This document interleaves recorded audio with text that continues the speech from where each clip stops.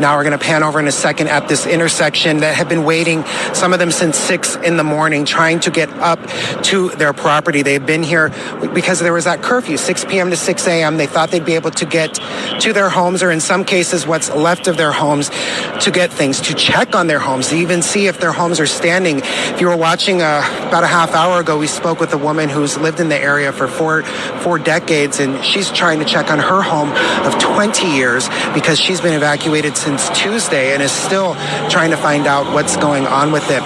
Again, that woman I spoke with, waiting here patiently, she understands, that there is this perimeter here for a reason. But again, people are just very anxious. And speaking of the perimeter and the checkpoint that is set up here, it's being manned by National Guard and local law enforcement as well. LAPD are the ones stopping people here at the barrier, right where the cones were, as we continue to see more fire department trucks coming through this area up and down Mandeville Canyon Road, which has really been just the main artery for them to, or at least a main artery for them to get up and down the hill there to try and fight this fire. Now, earlier when we got here, and you'd remarked, but earlier when we got in here, National Guard wasn't here. We got here about 7 a.m., I want to say, a little after. National Guard was patrolling around the area, and we saw them coming by in trucks, but they weren't yet stationed here. Once they got stationed, that seemed to make all the difference, because there were some cars in this line trying to go around, trying to cut the line, trying to go ahead. And I believe at one instance we actually saw an LAPD car, a patrol car, go after them. But once the National Guard got here, there was a shift in the mode here, the environment, the feeling here, I should say, because people really were like, oh, this is serious, because they were telling me, some of these residents, that the day before the checkpoint was a little further up, so they couldn't quite understand what was going on here and why they couldn't just get around. But again, a lot of that has to do with the dynamics of this fire and how things are changing. But also some of it is because the people who were allowed, and there were a couple of people who got in, that was with a police escort.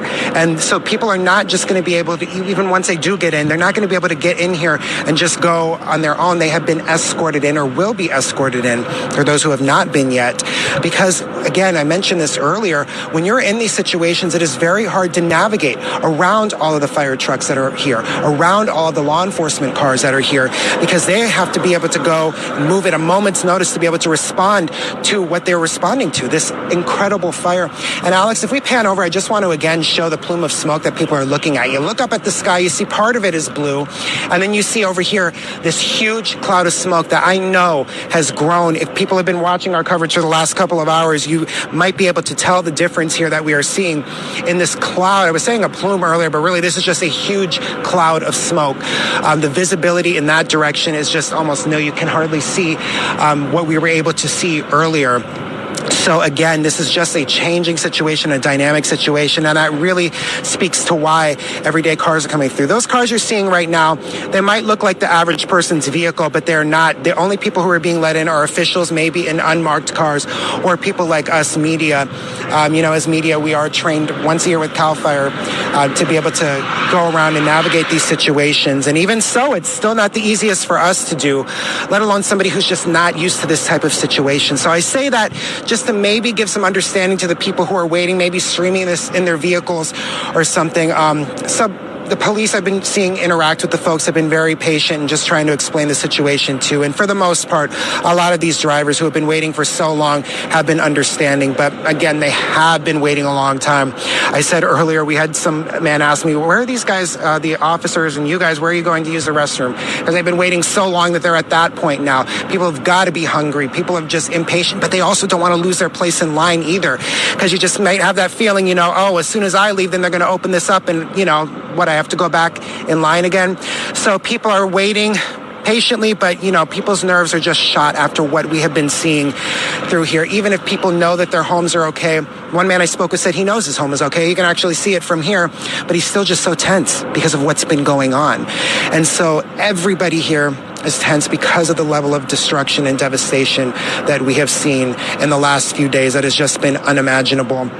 For those who have not lost homes, for those who have, it is just unbelievable what we've been going through here in Southern California and what we have been witnessing. And so that is the situation here at this intersection. Again, we're at Mandeville Canyon Road and Sunset Boulevard with a huge line of people as far as the eye can see just waiting to get to their homes to just get some kind of an update and some of their property, whatever they can salvage in some cases, or just get medication and important things that they left behind when they were in that rush to evacuate from this area.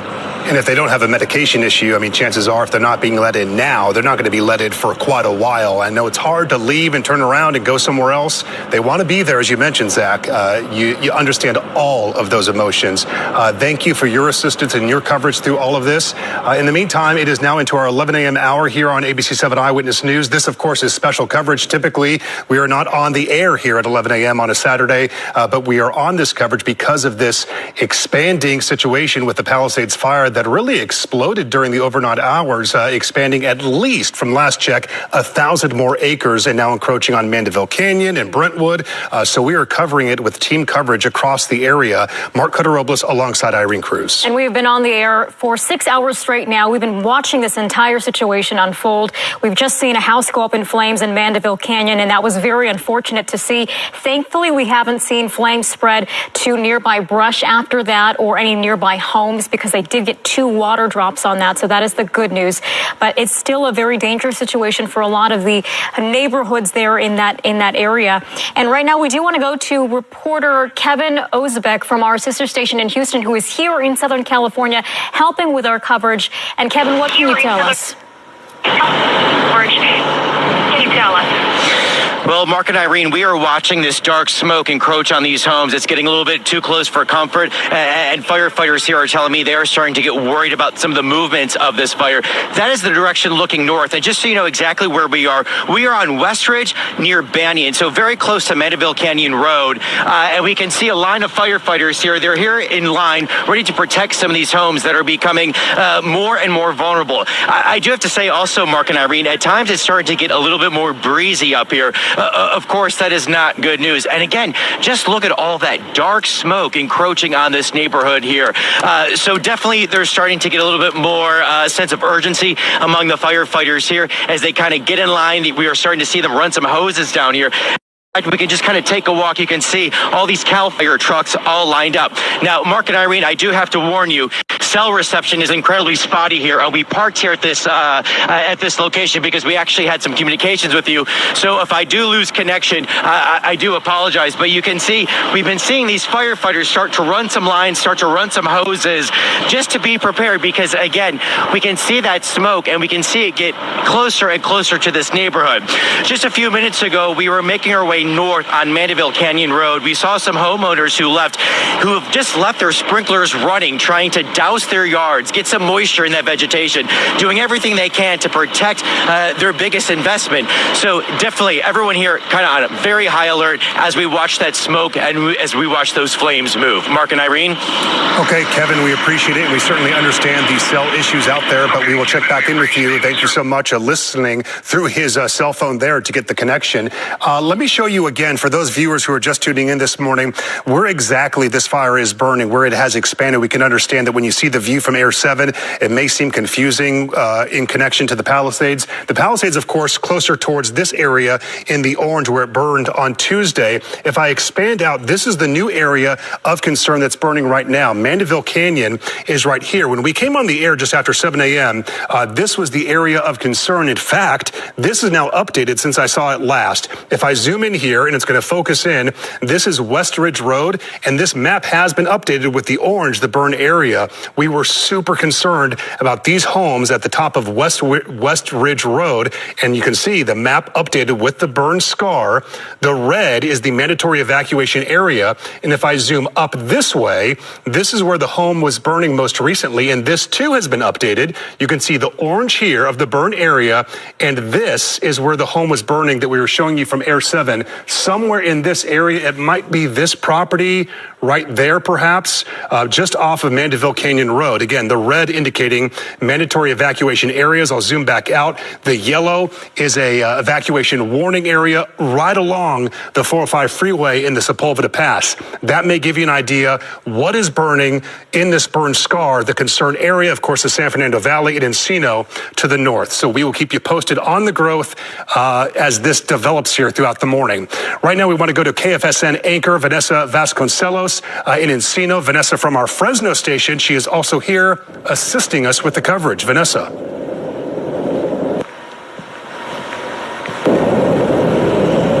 Mark, we are here on Mulholland Drive on the trailhead just to give you a vantage point of just how aggressively these flames are moving. Just beyond me right here along transmission lines, you can see those flames raging. But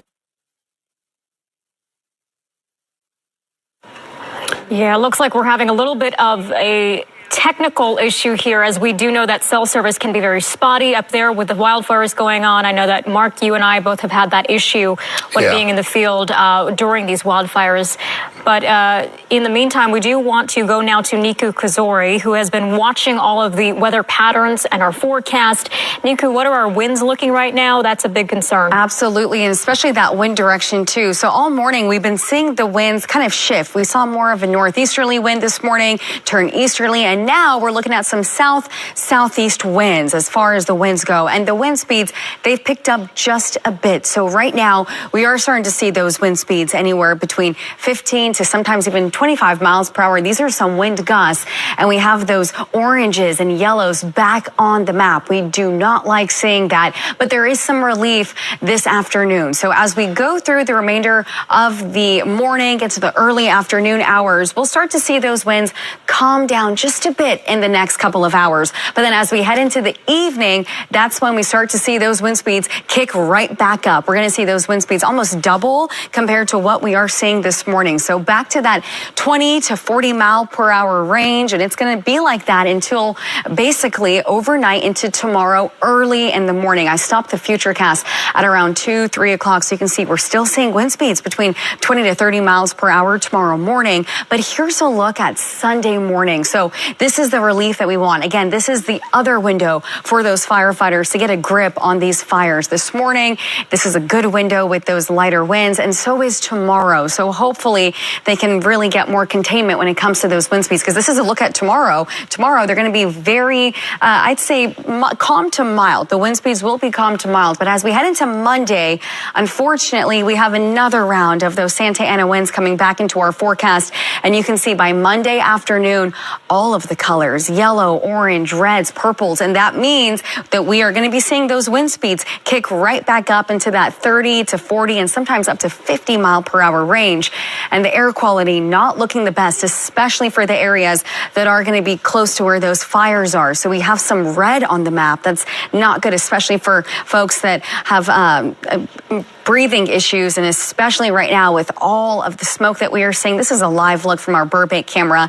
We can catch the smoke from the Mandeville Canyon on our cameras. What we are going to expect when it comes to this next Santa Ana wind event is not extreme levels like we have been seeing on Tuesday. So this wind event, this happens once every decade or so. This is not normal for Southern California. What we can expect is the moderate to strong Santa Ana winds. That means wind speeds anywhere between 20 to 60 miles per hour. And that's going to be as we head into Monday. We're going to start to see those winds pick back up tonight into tomorrow. And then again, the other round of the Santa Ana winds coming in on Monday. So just prepare for that. Of course, we are still under that red flag warning for pretty much the majority of our area. And also, if you're not under that red flag warning, you're going to be under a high wind watch or a fire weather watch. Everyone is going to be dealing with these dry conditions. We have that very low humidity, and also with just the combination of the low humidity and the dry brush, it is just perfect fire weather. And it's going to be like that,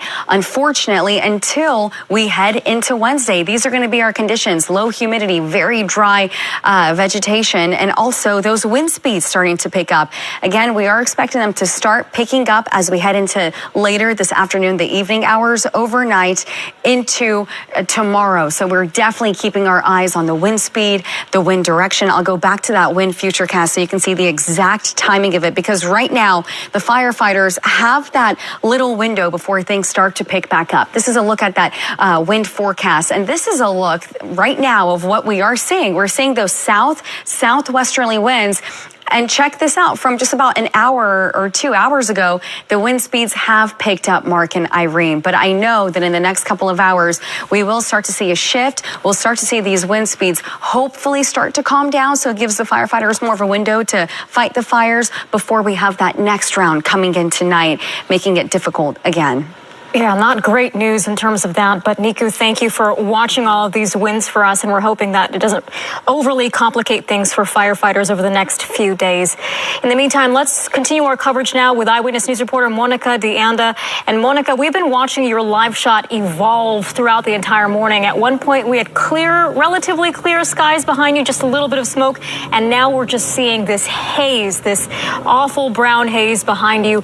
Tell us about what you're seeing from your vantage point. Yeah, Irene, Ninku just mentioned it, right? We're feeling the wind pick up here. She said at 15 to 25 miles per hour, and we are definitely feeling it. We know that firefighters were expecting the winds to pick up as well, and that was something that they were nervous about. And the reason is this behind me, the topography. They tell me that it is extremely hard for the firefighters to get in here given the landscape, and that is why we've seen the flames continue to move closer and closer toward these homes.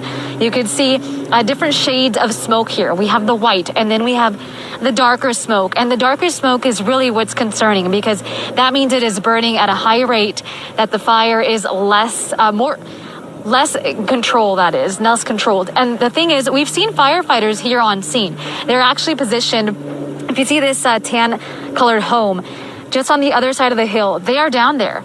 There's about at least 6 to 12 that I've seen that are positioned there. They have their hose going from the engine, and they are ready to try and put up a defensive stance just in case, because here off of Canyon Back Road, there are dozens and dozens of homes. And we know that we've already seen one home go up on the other side of Vandeville Canyon. And the concern is for that to happen over on this side. And the good news is that the Encino Reservoir is not too far away from here. However, like I said, there's different hotspots that have been growing across this hillside. And that is the area of concern. And that's why we're starting to see more air support come above here and make water drops. We've seen a lot of retardant drops in the last half hour as well. They probably went to refuel because we haven't seen them for a bit, but they've been here and they've been getting lower and lower, making those drops lower into the topography. And that is what's concerning, right? Because when we first got here, the fire was toward the top of the hillsides, and they just scorched hillsides and hillsides, and they've moved their way down. And the concern is, right, what we don't want to happen is for those flames to move upward toward the homes here off of Mountain Gate Drive. So very concerning. If you're familiar with the Brentwood area, this is half a mile from the Mountain Gate Country Club. Again, we're on Canyon Back Road, and you can see right now those orange flames going up again. So this is what firefighters are up against, and we'll continue to be here and keep a close eye on this for you guys. Back to you in the studio. Okay, Monica, thank you. Great reporting. Let's continue our coverage with Kevin Ozebek from our sister station in Houston, who is assisting us here in Southern California amid this disaster. Kevin, what do you have for us? Amid this disaster, Kevin, what do you have for us? Well, Mark and Irene, just take a look at the firefight from this vantage point. You can see right now there are active flames here on the hillside. LA City firefighters are trying to douse the vegetation here. And joining me right now is one of the public information officers from LA City Fire. Your name and what's the situation right now as we see all that smoke kind of come our way? Yeah, Adam Van Gerpen, captain with LA City Fire. So right now, we're at Mendeville Canyon, and this is an active firefight. So our resources have been deployed up here for structure protection. So the fire has burned right up to these homes, and right now our firefighters are holding the line here.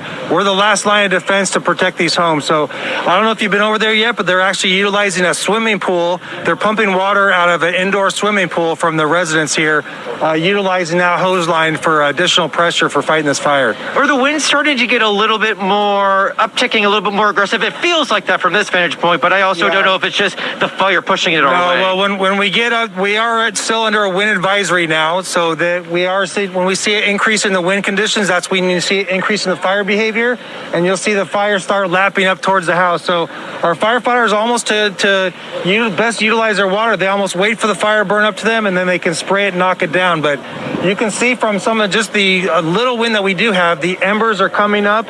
And if our firefighters weren't here, this house would not do well. Okay, so it looks to me like right now this fire is going up this hill. Is that more significant than if it was going down the hill?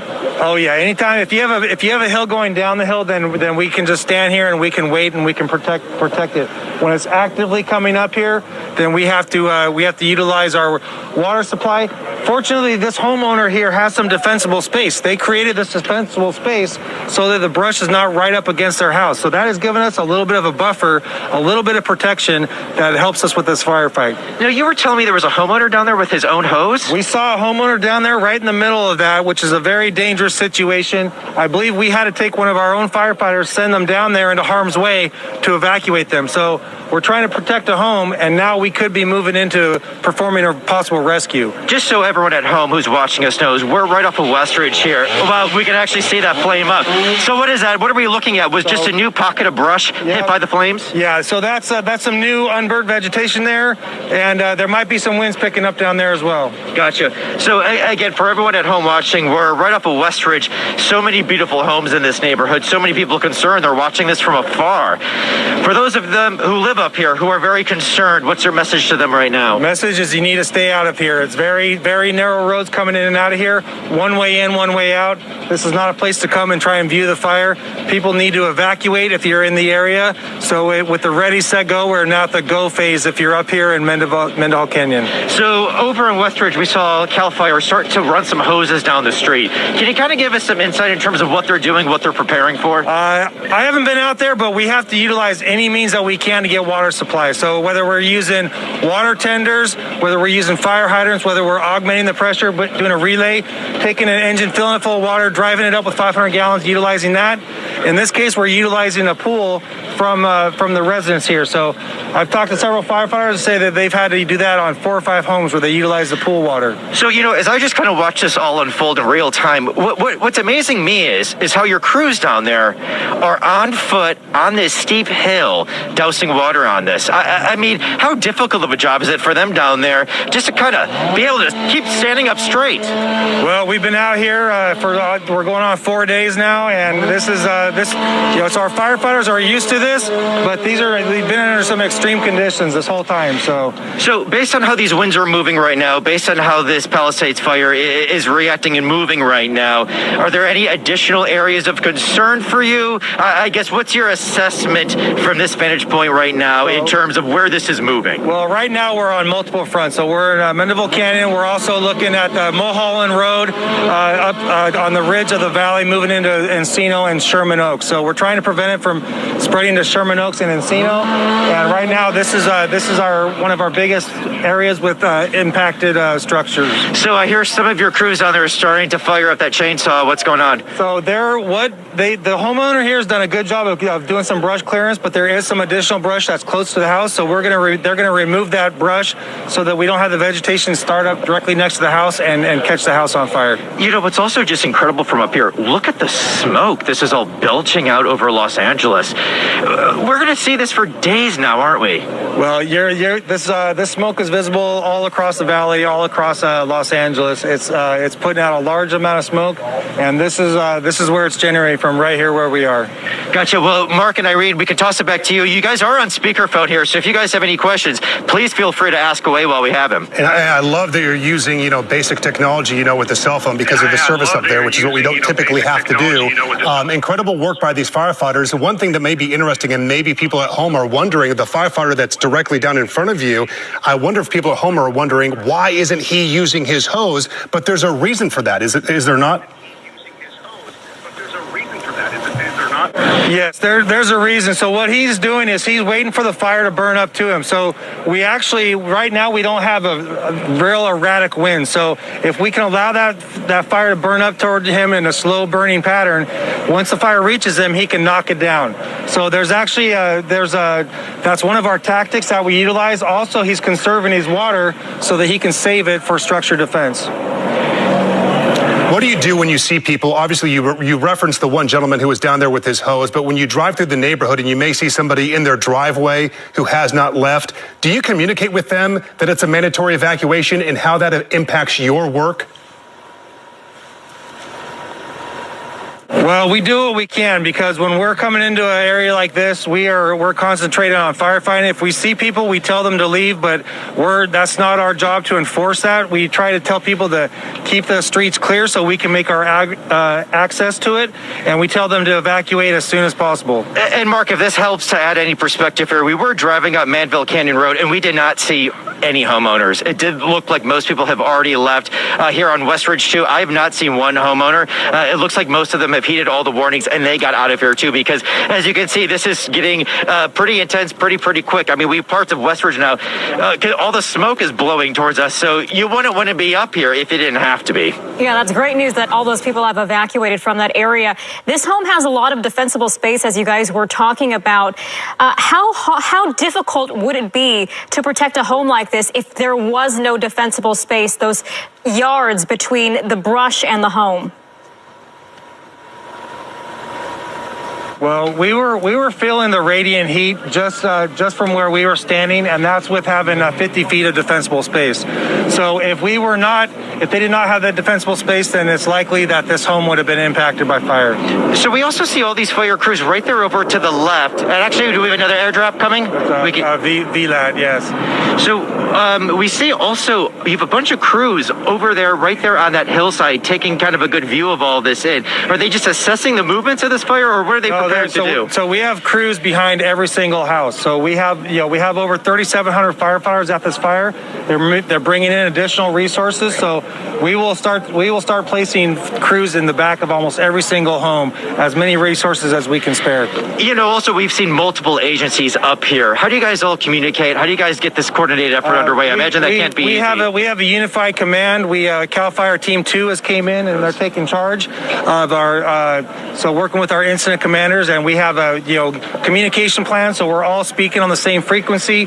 They clone our radio so we can all talk to each other. So the incident command system is fully working at this incident. How long do you think you are going to have these crews stationed up here? Can you give us a sense of the amount of time with the resources you have it takes to protect this particular community? So this fire right here, once it burns up to here, then it'll likely burn out once we get containment of it. So after the fire blows through here, it's going to go on somewhere else, and then we redirect and place companies there. So we don't have any way of having a timeline. It's all based on the weather and the wind conditions. Yeah. Mark, Irene, any more questions from you? We're going to let you guys go. You've given us great perspective and information, both Kevin Ozebek and the Public Information Officer with the fire service there. Thank you so much. You guys be safe, as that fire and the smoke is really all through the area. Thank you again. Let's now go to Monica DeAnda. She is live not far from here. And Monica, we do know there is a flare-up as well for you. Yeah, Mark, Irene, that's something that unfortunately we've seen grow. Take a look here behind me. This is Canyon Back Road, and between us is the Mandeville Canyon. And you can see right there, now we have about 3-4 rows of flames. And we've only seen it continue to grow over the last 10-15 minutes. Part of it is the wind. As Niku mentioned, we are seeing stronger winds out here, and it's not helping. We've seen air support continue to come down this way, but as you can see here, we have different levels of smoke. We have the white smoke, and then more concerning is that darker smoke, because that really shows that the fire is intense. And the thing is, when we got here around 4:30 this morning, the fire was only burning at the top of the hill, and now it's made its way progressively lower and lower, and the concern here is that it's creeping up toward these homes. And there are a bunch of homes here. I would say just in the area off to my right, more than a dozen. And that is a concern, and that's why we're seeing this air support. Right now, you may be able to hear, and you'll start to see some of these aircraft come on closer in, and they're going to make water drops. Now, the good news is the Encino Reservoir isn't too far away, so that's where they have been going, getting that water, coming back, and dumping it. And we've been seeing them get lower down to the ground there. There you go. There's one drop right there. So they're very strategic about these, and they're really trying to make a difference here. But right now, just as I'm speaking, the wind is picking up, and that is only fueling this fire, especially with all of the dry vegetation in this area. That only spreads fire growth, and that only continues to move those flames closer to these homes. So we've already seen one home about 3 miles away from here, other side of Mandeville Canyon, go up in flames. And we don't want to see any homes on this side or any other homes go up in flames. There's already been a lot of devastation with the Palisades fire. People have lost their lives. And what I can tell you is that this community that we've been in off of Canyon Back Road, there haven't been any people out here this morning. It's been quiet, and that's good because that means that people have really heeded the warning and gotten their most precious valuables, their documents, their medicine, and they gotten out of here as a precaution. So that's good news. It's quiet over here, but there is a lot of activity. You can hear right now some of that air support overhead.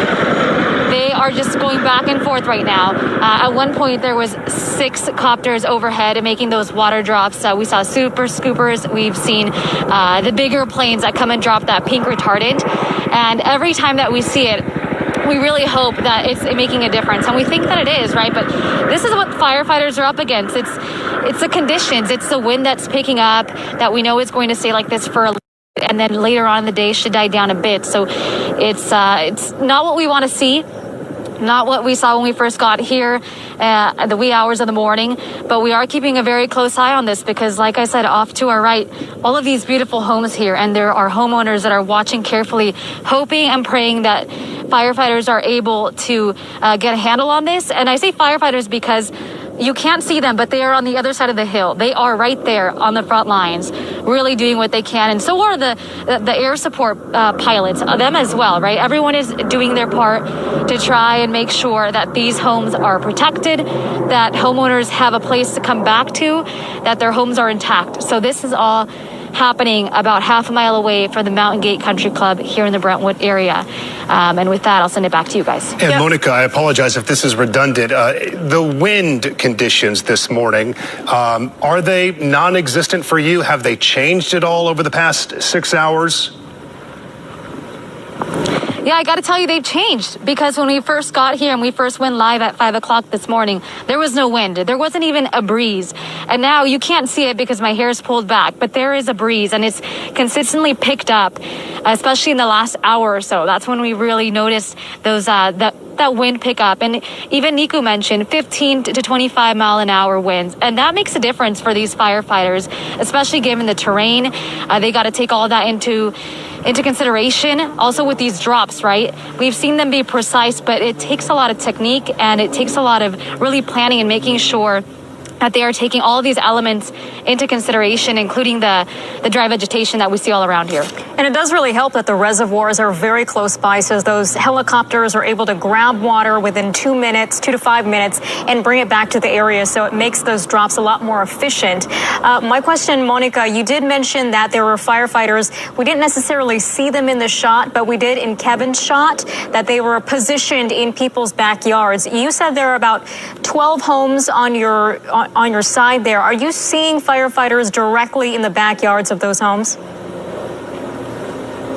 Yes, we are. I'm going to go ahead and step out of the way and just show you guys all of these homes here. I actually went to go walk in that area to see if we could get any closer and give you a better look. But unfortunately, we can't go into these homes, right? So you can just see all of these homes here. There's at least 12, possibly more. And like you said, Irene, the firefighters are down there in the trenches and they are taking a defensive position, ready to do everything they can to try and save these homes.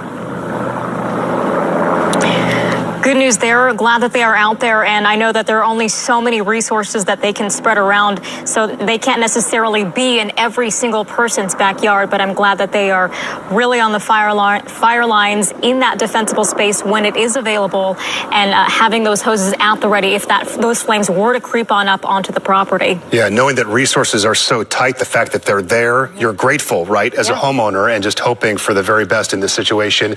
Monica, and to your crew, Romeo, I believe, thank you to you both. You guys have been great.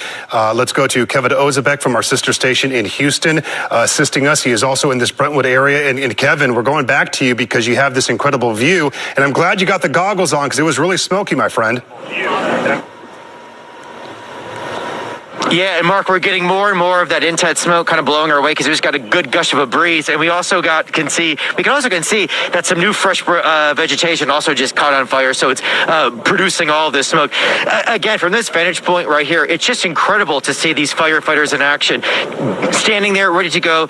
You just heard from that public information officer from LA City Fire kind of explaining the tactic here. They are in place, ready to go, not wasting water, right? They want to save that water for when that fire is a little bit closer to them so they can douse the proper vegetation that they need to douse. And I have to tell you, Mark and Irene, from this vantage point, the juxtaposition up here is just incredible. Keep in mind, we are an out-of-town crew. We are not used to seeing the beauty of LA. And if you look out into the distance, you can see the hills, you can see the palm trees, that big, beautiful blue sky. And then right in our immediate path, this awful, awful wildfire with all these beautiful homes gravely at risk right now. But again, even though there is the risk, these firefighters are here. They are protecting these backyards. They are stationed in these backyards. Also, on the residential street that we're off of, we did see CAL FIRE line that street with hoses. They are ready to go. They are ready to douse those homes as needed. And Mark and Irene, the wind just picked up again. And that's just what you hate to see, right? Because first off, it's blowing the smoke, but more importantly, it's blowing some of those embers and some of those flames. And now that ash is blowing right up towards us. And also, as we heard kind of explained to us from that LA City firefighter, this fire, the concern about it, it's kind of moving uphill, up elevation. And that makes it harder and harder to fight because all of those flames, all of that smoke, it's heating up the vegetation, it's drying it out, so it makes it even easier to burn. But as I send it back to you, I mean, just in awe of these men and women of the LA City Fire Department, how they are standing out there in these intense conditions, how they have their hoses ready, how they are dousing, using those hoses when they need to, and how they are doing everything they can to protect these homes up in this beautiful community. Mark and Irene? I'm so glad that you referenced, the beauty of Los Angeles, right? And I know as large as Los Angeles is in Southern California, we know there's a lot of people that aren't impacted by this. I got out of the fire zone yesterday, blue skies and people going about their business, not impacted by this. But I think it's so important to show our viewers across the area what so many people are dealing with, right? And for you, Kevin, as you mentioned, being out of town, you do deal with disasters. You cover hurricanes, being from the Houston area. Real briefly, can you explain how this compares for you as far as the crisis level? So, Mark and Irene, most of my career, I've been based either on the Gulf Coast or on the Atlantic Coast in Florida. I have chased countless hurricanes. I couldn't even count. I've seen home after home, community after community just devastated by storm surge. I know the destructive power of water. But I'll say the big difference here. When you go to a community devastated by storm surge, that home may be a total loss, but it's still standing. You can still recognize it. You can see mementos of the people's lives inside. You can see belongings. You can see what's in their kitchen, their pictures, what they left behind. Seeing the destruction of this fire and seeing these homes, I mean, not just burned, I mean, some of them look like they have melted, where you only see just the essential building blocks, the actual concrete that they were built out of. You almost get a sense of there could be a really crude side of Mother Nature. It's tougher to see this type of damage, this type of total loss, than anything I've seen from a hurricane. It has been, I mean, it's been surreal for us just because we're not used to covering this type of devastation, a very different type of devastation. And I got to be honest, Mark and Reen, it's kind of harder to see what we've been seeing unfold here in Southern California. I've just never seen so much scorched earth before in my life. Absolutely. I mean, Mark and I are both from Southern California, and we haven't seen anything like this before. Living here with this type of damage, the fire, the extensiveness of it, it's really, really bad, and it leaves you with this heavy sense of just sadness, seeing people's lives, as he described it, melted and burnt, and it's so hard to describe to people. We've had so many bad fires over the years. Yes. I think of the Thomas fire, I think of the Woolsey fire. Go ahead, are you saying something there? I think of the Woolsey fire. Yeah, look at this flame up right here. So we just got a good gush of wind, and it just shows you what just a little breeze can do. Look how that breeze that just kind of hit us pushed those flames into new vegetation, and we see these flare-ups happening, and now even more smoke is being produced and pumped in the air because of all of this. And again, Mark and Irene, that was just from one quick, I don't even call it a burst of wind. That's way too strong, but just a pickup in the breeze. It's just incredible to see how that little movement, that little shift in the wind speed can make such a huge difference. Wow, it's so fluid. Every single moment can change. In just a moment, we're going to check in with Nico Kazori about these conditions, about the weather. I do want to reference for our viewers who are tuning in right now, perhaps many of them more in tune with what's happening with the Eaton fire between Pasadena and Altadena. The reason you're not seeing a lot of coverage on that is because that fire isn't burning like this. And so this fire, the Palisades one, is the one that really has been expanding. We were told during the earlier morning news conference that there really was no growth whatsoever with the Eaton fire over the past 24 hours or so. So things more stable in that situation. This one, it's totally volatile. I mean, overnight, it was 1,000 acres that have grown with the Palisades fire, and we watched it. We've been on the air now for about 6.5 hours. We've been watching the fire expand and get really close to homes, move down the canyons here, and get within maybe a few hundred feet or so of some neighboring backyards, and one home actually go up in flames. Thankfully, not catching fire on nearby brush or other immediate homes immediately next to it. But still, it's very devastating to see all the effects of this fire and how much growth has happened overnight. And the two major fires, the scope of each of them now combined is what you can't make sense of it. I feel like coming out of this, when it all ends, whatever that end is, because then comes the regrowth and the rebuilding, is the sense of unity. Not only just in those communities, but Southern California. You get this sense of one on the process, on all of the victims that we all know. On another level, and right? Not even after the fires. It's happening now. We're feeling that solidarity, that unity, that people coming together to help the victims, help the evacuees. Things before that used to matter, that forget about that. Let's focus on the people. I'm looking forward to seeing that over the next, honestly, years to come. We have an update. Governor Gavin Newsom today announcing that he has increased California National Guard personnel activated to support the LA firefighters to 1,680, so nearly 1,700 service members now being deployed. That is doubling the Cal Guard boots on the ground. Initially, we were told this morning that figure was around 400. The National Guard, at least the California National Guard, what are they doing? We've been told a lot of their assistance is simply focusing on roadblocks, perimeters, making sure that law enforcement and firefighters can do their job. And security, and making sure that people are evacuating. They're not in the areas that they should not be in, because there have been multiple arrests. We're talking about 22 arrests across the LA area for people being in spots that they should not be, or possibly looting or having narcotics on them as well. There are the curfews now, 6 p.m. to 6 a.m., I believe, in both fire zones. So certainly it's good to have those resources now expanding.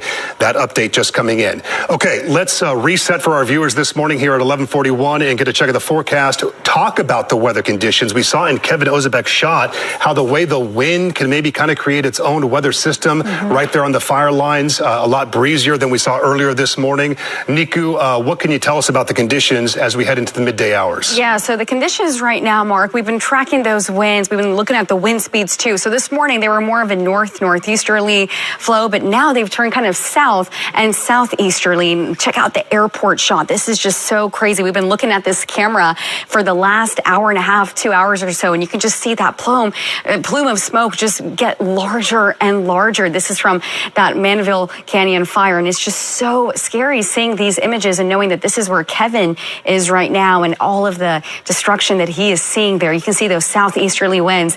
They are anywhere between calm to mild, really depending on where you are. In some places, like where Monica was, it's really starting to pick up. We're starting to see those wind speeds between 10 to 15 miles per hour there, with some wind gusts really starting to pick up. We're seeing those wind gusts 25 to 35 miles per hour right now. Not the most ideal conditions for those firefighters. firefighters that are trying to battle those flames. Here's a look at the futurecast, what we're expecting the wind gusts to look like as we go through the afternoon and then later into the overnight hours. So I stopped at around 5 or 6 o'clock tonight because that's when we're really starting to expect those wind speeds start to basically double from what we are seeing right now. Those conditions, those more calm conditions right now, again, single digits, teens. Later this afternoon, we're going to see those wind speeds really start to pick up, especially as we go into those overnight hours. Overnight into Sunday morning, we really have to be careful. That fire weather is really just at its highest overnight into tomorrow. I stopped at around 2, 3 a.m. Sunday morning, and you can see those wind speeds. We can expect anywhere between 20 to 40 miles per hour with those gusts really getting strong overnight into Sunday morning. The good news is, as we head into Sunday morning, by mid-morning, we really start to see those wind speeds start to calm down back to that single digit and teens. So really another good window for those firefighters to get a hold and get a grip on those fires and hopefully get some more containment as we head into Sunday morning and throughout the day. It's looking okay. But then this is our next Santa Ana wind event. It's coming in on Monday, and we can really see all the colors, all the yellow, orange, reds, purples. We don't like seeing this on the map, and it's coming in on Monday, and it's going to be lasting at least through Wednesday. Air quality right now, a little bit earlier this morning, it was actually worse. We had some red spots on the map. Right now, though, it looks like everyone's pretty much in that moderate zone and unhealthy for some groups. So again, not the most ideal conditions out there. What we are expecting for this next Santa Ana wind event, it's going to be a moderate to strong event. Nothing like what we saw with this past event. Again, extreme. We saw those storm and hurricane force winds between 60 to 100 miles per hour. By the way, that just reminds me, when we were talking to Kevin, he's coming to us from our Houston station. I was born and raised in Houston. I've seen hurricanes. I know the impact of hurricanes, and he had a really good point saying, comparing hurricanes to fires. At the end of the day, with hurricanes, a lot of homes are still standing. If anything, you have flood damage, you have some mold in your home, but you get to keep those memories. When it comes to fire damage and just seeing the destruction in the homes just incinerated, it's just so heartbreaking. Here's another look at that smoke really close to where Kevin is, and you can see it's just a large plume of smoke in the sky with these southeasterly winds right now. Again, the winds have picked up a little bit compared to a little bit earlier this morning, and we're expecting them to really pick up as we head into the evening and in the overnight hours. Mark and Irene. Okay, Niku, appreciate it. For our viewers tuning in, you saw the smoke there behind you. I want to give you some perspective on the map of where this is burning, where the most concern is right now. So this is wide. This dark orange, that is the area that is already burned from this fire, some of it beginning on Tuesday. Let me zoom in here for the Mandeville Canyon area. This was the area earlier this morning that we were really concerned at the top of West Ridge Road. This orange has been updated. This is where it burned up to this morning. You can see a house right there. It got incredibly close. So that area, at last check, is okay. Firefighters are completely staged around that area. I will pan out, and right here, running along the side of the burn area, is Mandeville Canyon Road, the longest dead-end road in Los Angeles. We got that little fact from our Josh Haskell this morning. Look at how this road goes right along the burn area. I'm going to go all the way up to the dead end here. You can then understand why this area is under evacuation. It runs the entire distance of the burn zone just west of the 405 freeway. And earlier this morning, if I zoom in here, is where a home burned. Just off of Mandeville Canyon to the west side, up in this area, is where we lost a structure. All of it, again, west of the 405 freeway, west of the Mountain Gate community. For those of people interested, here is where the Getty is located right there off the 405. Maybe gives you some perspective of what we're looking at, what's at risk this morning as this fire continues to burn. Our coverage continuing right now with reporter Kevin Ozebek, who is in the Brentwood area right there with the fire burning. Kevin? Well, Mark, it's so interesting to kind of learn and to see how these firefighters are approaching this fire. So if you look over there, you can see that firefighter from LA City Fire is actually dousing that vegetation. Now, if you look to the left, even though we have active flames here in this brush, we see these firefighters who are just standing by, getting ready. And even though you might be asking, well, if there's a fire right there, why are they not dousing water? All of this is very thought out, very strategic. They have some patches of sparse brush right there that they're not too concerned about. They don't want to waste water. And as it's been explained to me, if they just started, putting those hoses on full blast, based on some of the winds we're seeing right now, they'll be wasting that water. So they are strategically letting some of this brush burn so they can get rid of some of the fuel for the fire. So it's just interesting how methodical this is, how thought out this is, and how these firefighters, even though this is such a fast-moving, fast-changing situation, they have this all kind of game planned out. Now, this community here off of Westridge, it is just being inundated by smoke. I mean, we are up on the top of this hill, and you can just see these huge plumes of smoke being pumped out of this fire. See, we can see, obviously, that firefighter there just thought the need to activate that hose. He's been standing there in position, ready to go, and he just decided, hey, those flames down right below, they're getting a little too close for comfort as they go up the hill, so he decided to take action, and we can see him now just dumping so much water over there, and a good sign. We love to see that white smoke, right? So just kind of interesting to see the firefight from this perspective as we are literally above it, Mark and Irene. It is very interesting to see their strategy on how they handle each individual home. I mean, earlier we were also hearing chainsaws, Kevin, and they already have the defensible space, but I'm assuming that they were trying to clear additional brush and vegetation that could have posed a threat to this home. Yes, and that's kind of what they're doing here. They're looking at the brush because if you look around, even though so much has burned already and this Palisades fire has just taken acre after acre, Irene, just look to the right of those flames and where all that smoke is coming up. There's more vegetation. There is still a lot of fuel up here, so that's why this is not going to end anytime soon, and that's why this has already been such a long firefight, and why this is going to be continuing to be such a long firefight, because there is just so much brush that can still be burned. There is still just so much brush that is so vulnerable right now. And so much of it about conserving the water. The firefighter was telling us earlier, no need to waste the water if they're there, if they can control it. And look, if it burns now and they're there, that means it's not going to burn again. So and you saw that firefighter right there almost lose his footing, kind of speaks to the terrain and the conditions that they're working in. All of it is so interesting. I know when we go to a fire and you're on scene, you kind of look to the posture of the firefighters and see, you know, how are they moving? What is their concern level?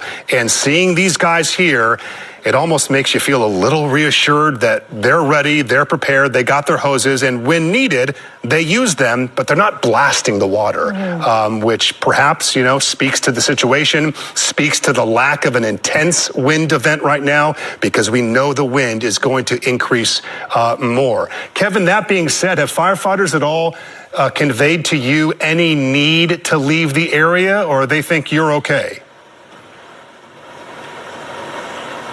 So here off of Westridge, these homes, Mark, we've not seen any residents. We've not seen any homeowners here. I think most people have already left because these flames are so close to some of their homes. So I do have to kind of jump off of what you were saying about how strategic this all is. Even though, I mean, we are feet away from homes here, these flames. I mean, so close, so close. I mean, this fire is in a residential area, but there's no frantic energy from these firefighters. There's no panic. They are cool, calm, and collected as they kind of get in their position and do what they can and spray those water hoses when they feel the need to be. So even though this is just awful to see, right? You don't want to see a fire come so close to these areas when we already know there's already been so much loss and so much tragedy. But you got to give these LA City Fire crews so much credit because they are saving these homes.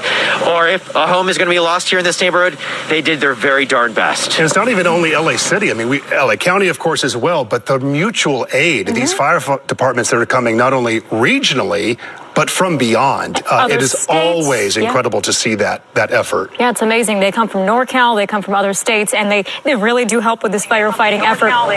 And Kevin, you've been monitoring this situation in Brentwood all morning long. You've been in multiple locations live. Can you talk to me about how you've watched this whole weather system evolve throughout the morning? Is it worsening, or what are the winds looking like? I would say I don't want to over-exaggerate it and say these winds are kicking up. But the breeze is picking up. I mean, Irene, there's no doubt about it. It's a little bit more breezier now. It feels a little bit more breezier now than it was when we started kind of heading to this fire at around 10 o'clock this morning. So I wouldn't call it gusty by any means. I wouldn't call it windy by any means. But I would call it breezy. And we've seen how even just a little bit of an uptick in a breeze, you can get a really good sense when you kind of look at the trees, right, to see how the palm fronds are kind of moving in the wind. See, it's just kind of, on a normal day, it would be a nice gentle breeze that you would really welcome, right? It would just kind of keep you cool, keep you comfortable. But Irene, even when we've seen just a slight uptick in that breeze, we've seen some flames move to new fresh vegetation and some big flare-ups, right? And all that produces more smoke. Kind of how it's all progressed over the past 24 hours. Mark and Irene, just so you know, our crew last night, we were a few miles north in the Meadow or Sherman Oaks area, so on a different section of the Palisades fire. We talked to homeowners who, even though they were watching all the awful coverage on Tuesday and Wednesday, they didn't have to evacuate, they didn't have to leave their homes, but this fire inched a little bit closer to them last night. They could start to see, some of them were telling us, flames and smoke from their homes and their apartments for the first time. And man, they were sure jittery. And then throughout the night, we saw that big glowing fire in the distance kind of subside, that glow dimmed, and it just brought so much relief to these homeowners. So what a week of ups and downs and highs and lows and everything in between. And you can go from one moment, if you live in this community, to being scared, terrified you're going to lose your biggest investment, the biggest investment you ever made, to just overwhelming relief when you see firefighters get a handle on the situation in your neighborhood, in your neck of the woods, and be allowed to return home. So what a roller coaster for everyone going through this who owns properties in this part where the Palisades fire is impacting them. Absolutely. So many of us cannot even relate or begin to understand that heartache. And when you evacuate, you pack the essentials, the basics, the documents, and then what? You grab some shoes, and what else matters? You get your family, you get your dogs. And to be in that position, you can never expect. Kevin, thank you. Our coverage continuing now with Monica de Anda. She is going on, I believe, about 7 hours covering this fire this morning for us, which has really developed and moved around. Monica, what are you seeing now? Yeah, Mark and Irene, I feel like one thing that Kevin said that really stood out to me is that on a nice day, this breeze would feel nice. You would welcome it, right?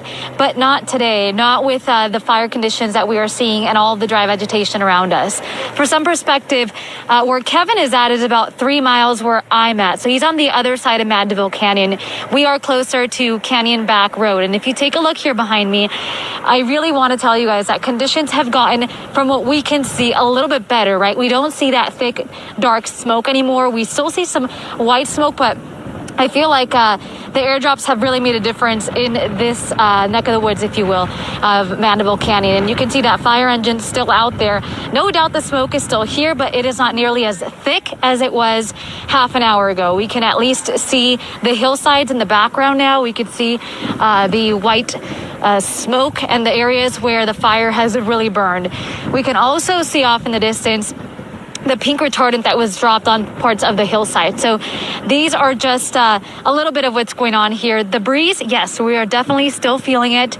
But like I said, it seems like the progress, there has been progress made. And a large part of that is because of the Encino Reservoir that is not far away from here. And right now we are seeing one of the super scoopers, if you will, make its way down this way, getting ready to make a water drop. And we've also seen a lot of retardant drops. So they are really focusing on this area and making sure that this fire does not creep up toward the hill and inch closer toward these homes. Like I said earlier, there's at least a dozen homes right there on the edge of the hillside. So this is really an area where firefighters are getting ready to just defend if necessary. But like right now, we just saw a super scooper go down low. So the concern is, from our vantage point, we can't see down below. So we don't know just exactly how much the fire has creeped up. But from what we can see and the sky here above us, there is not nearly as much smoke as we were seeing half